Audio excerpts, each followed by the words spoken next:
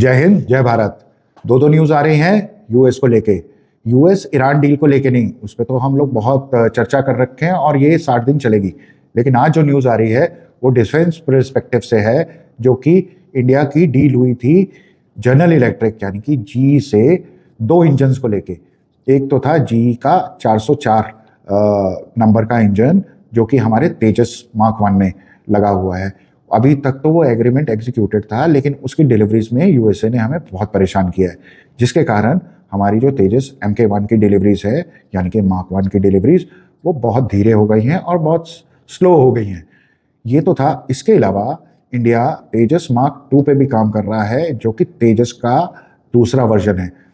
उस तेजस मार्क 2 के लिए भारत ने इसी सेम कंपनी जनरल इलेक्ट्रिक के साथ ये अनुबंध करने पे विचार किया था कि उनका GE 414 इंजन, जो कि उससे 404 से भी पावरफुल इंजन है, उसके लिए अनुबंध करने के लिए टॉक्स चल रही थी कि साहब हम ये अनुबंध करेंगे और ये जो 414 इंजन है ये आप ट्रांसफर ऑफ टेक्नोलॉजी दोगे जो कि 80% से कम नहीं होगी, और उसके अलावा ये मेड इन इंडिया होगा, यानी कि आपका GE 414 इंजन भारत में बनेगा।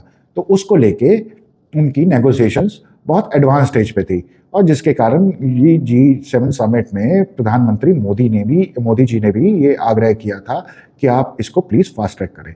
तो उसका जो अभी रिजल्ट आया है वो ये आया है कि जी ने, यानी कि जी यूएस की कंपनी है, तो यूएस ने भारत के हाथ मरोड़ने की कोशिश की है, क्योंकि ये GE 414 इंजन की जो पर यूनिट कॉस्ट आ रही थी एक इंजन की, वो पहले आ रही थी 60 से 70-75 करोड़ के आसपास एक इंजन की। लेकिन अब जो GE ने रिवाइज्ड कोट बोला है उसमें 3 गुना, वो था ना लगान पिक्चर, 3 गुना लगान लगेगा। तो यूएस की इस GE कंपनी ने बोला है कि 60-70 करोड़ का इंजन अब आपको 200 करोड़ से नीचे नहीं मिलेगा। इसको कहते हैं कि जब भारत फंसा हुआ है, उसने अपना तेजस मार्क 2 का प्लानिंग इसी GE के 414 इंजन को बेस करके रखा हुआ है। अब उसने ये प्राइस बढ़ा दी है।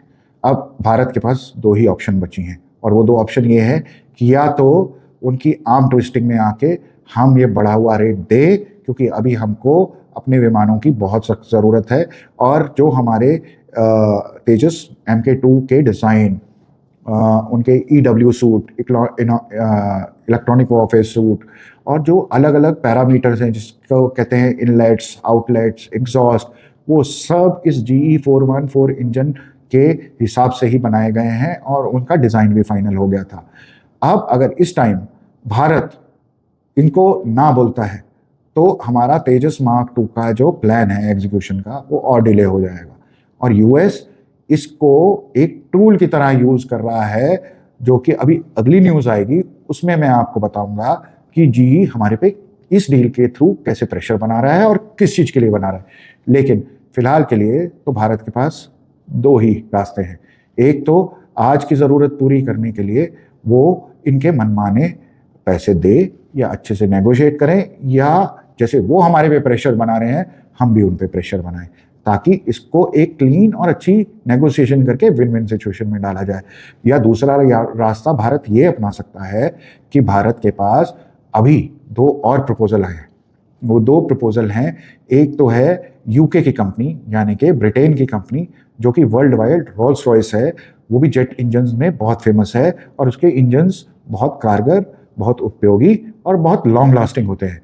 उसमें वो अपना एक इंजन 120 किलो न्यूटन का हमारे साथ मिलके को प्रोड्यूस करना चाहती है, और उसके लिए उसने एक प्रपोजल भी अभी हमारे मिनिस्ट्री को फॉरवर्ड किया है कि with full 100% technology transfer and with IP rights. IP rights क्या होते हैं? ये वो राइट्स होंगे कि इंजन सर से लेकर पांव तक भारत में बनेगा, और इसको आगे सेल करने के लिए, एक तो होता है आप अपने यूज के लिए करते हैं, लेकिन कल को आप ये इंजन अपने विमानों में लगा के उड़ाएंगे और कल को वो विमान एक्सपोर्ट होते हैं तो रोल्स रॉयस से हमें परमिशन लेनी पड़ेगी। लेकिन अगर हमारे पास IP राइट्स हैं तो हमें आगे के लिए रोल्स रॉयस से कोई परमिशन नहीं लेनी है। तो वो IP राइट्स के साथ रोल्स रॉयस तैयार हुआ है, और एक और कंपनी है विच इज कॉल्ड साफरान। के साथ, ये फ्रांस की कंपनी है, और इसके साथ हम पहले भी इनके सबमरीन ले चुके हैं, हम इनके राफेल ले चुके हैं, हम इनसे और भी बहुत सारी चीज़ें फ्रांस से ले चुके हैं, और ये हमारे न्यूक्लियर पावर प्लांट्स में भी हमको हेल्प करता है। तो फ्रांस फिर भी एक ट्रस्टेड है। उनके एंड से भी एक प्रपोजल आई है जो उनका M88 इंजन है, जो कि करंट समय में राफेल को पार करता है, उसका एक और फ्रेश डेरिवेटिव जो M88 का फाइनर ट्यून मॉडल है, जो कि 120 किलो न्यूटन की टॉर्क निकालेगा।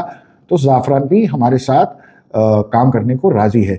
लेकिन ये दो प्रपोजल अगर आज हम GE को मना कर देते हैं USA की, और इन दोनों में से किसी का चयन करते हैं, तो भी हमारी जो प्रोडक्ट की पाइपलाइंस है वो बहुत ड्राई हो जाएंगी। जैसे कि MK2 जो बन के तैयार है डिज़ाइन पे, उसके प्रोटोटाइप्स हैं, अगर उसको हम दोबारा से स्टडी करेंगे तो उसका रोड मैप फिर दोबारा से बनेगा और वो 5 से 6 साल के लिए और लेट हो सकता है। प्लस ये GE 414 इंजन हमारे एमका प्रोजेक्ट, जो कि 5th जनरेशन फाइटर जेट था, उसके भी यूज़ में आने थे। लेकिन अगर ये हो गया और हम नए इंजन के लिए गए तो एमका भी डिले हो जाएगा। तो अब एक दुविधा की सिचुएशन है, आगे कुआं पीछे खाई। लेकिन हम कहते हैं ना, आपदा में ही अवसर छुपा होता है। तो हम देखते हैं कि हमारी गवर्नमेंट इसको कैसे यूटिलाइज करती है।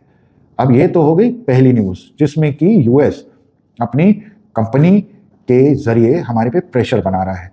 अब एक और दूसरी न्यूज़ ये है कि 22 से 24 तक US की जो ट्रेड डेलीगेशन है, वो जो लीड कर रहे हैं वहाँ के एम्बेसडर, जो कि हैं US ट्रेड एम्बेसडर रिप्रेजेंटेटिव हैं, उनका नाम है जेमिसन ग्रेयर। वो भारत आए हुए हैं और उनकी जो मीटिंग्स थी हमारे जो वाणिज्य मंत्री हैं पीयूष गोयल, उनके साथ 22 से 24 जून तक ये कंक्लूड हुई है। उसके बाद जो वक्तव्य निकल के आ रहा है हमारी वाणिज्य मिनिस्ट्री से, वो ये आ रहा है कि टॉक्स बहुत अच्छी गई, बहुत सक्सेसफुल गई और हम फॉरवर्ड लुकिंग कर रहे हैं।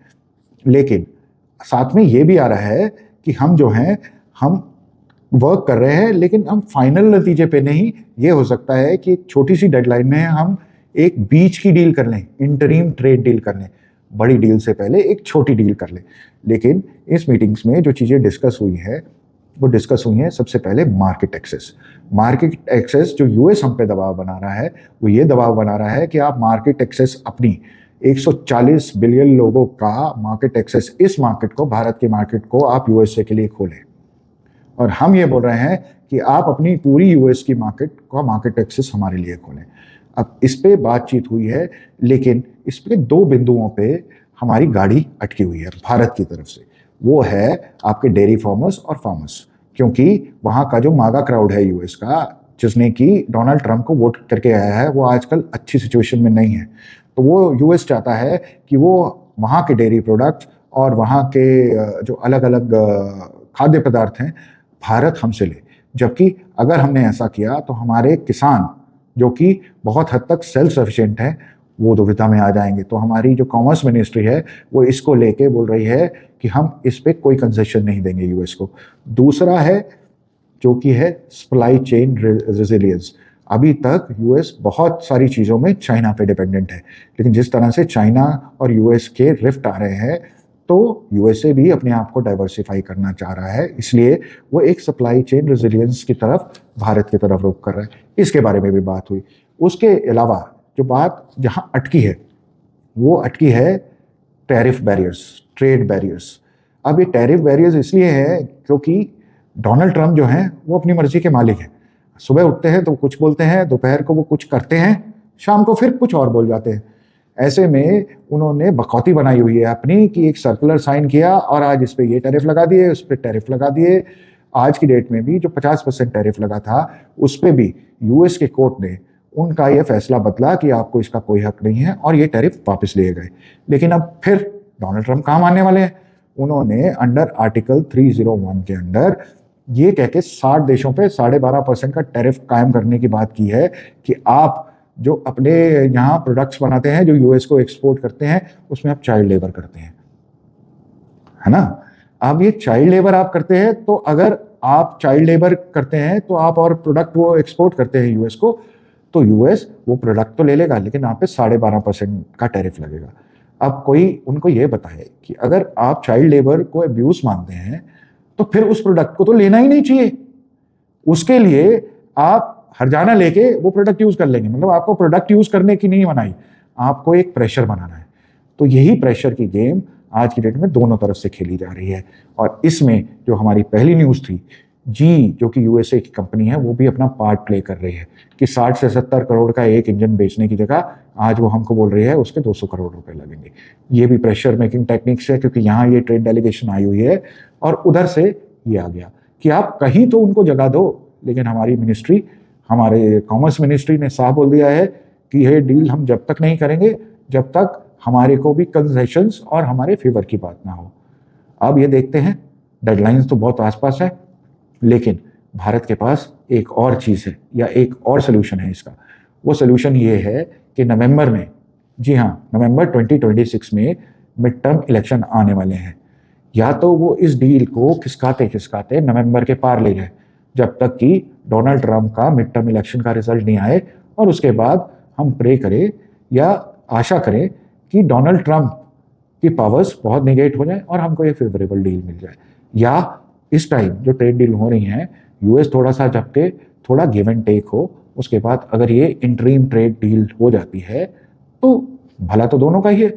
अदरवाइज जो पहले होता था, हम यूएसए पे बहुत डिपेंडेंट थे, लेकिन अब हमने जो मदर्स ऑफ ऑल डील की है, जो यूरोपियन यूनियन से की है, यूके से अलग डील की है, करीबन 5 से 7 अलग अलग देशों के साथ हमारी अलग डील्स हुई हैं। इससे हमारी डिपेंडेंसी यूएस पे कम हो गई है। तो ये जो दबाव है यूएस के साथ ट्रेड डील करने का, ये हमारे पे थोड़ा सा कम हो गया है। उसके अलावा भी हम यूएस की गीदड़ भक्तियों में आके भी इसलिए नहीं काउंट डाउन करेंगे, क्योंकि चाइनीज़ की जो इकोनॉमी है, चाइनीज़ अगर जो कि वो भी रेजिस्ट कर रहा है यूएसए से डील करने के लिए, लेकिन उसकी इकोनॉमी एक्सपोर्ट ओरिएंटेड इकोनॉमी है। हमारी इकोनॉमी इन कॉन्ट्रास्ट इंडिया की 60 से 65% इंटरनल कंज्यूम करती है। ये हमारा एक प्लस पॉइंट है, जो कि हम प्रोड्यूस करते हैं उसका 65% तो हम लोग खुद कंज्यूम करते हैं। तो अगर हम खुद कंज्यूम करते हैं तो हमारे पे प्रेशर यूएस का काम नहीं करेगा। ये यूएस को समझ जाना चाहिए और गिव एंड टेक करके, जैसे आप किसी दुकान पे जाते हैं, आपको एक चीज़ पसंद आती है, दुकानदार 10 रुपये का भाव बोलता है, आप 5 का बोलते हो, तो बीच का रास्ता करके 5 या 6 रुपये में आप भी खुश, वो भी खुश। ये यूएस अभी नहीं समझ रहा है, लेकिन धीरे धीरे उसको समझ में आएगी। जय हिंद, जय भारत।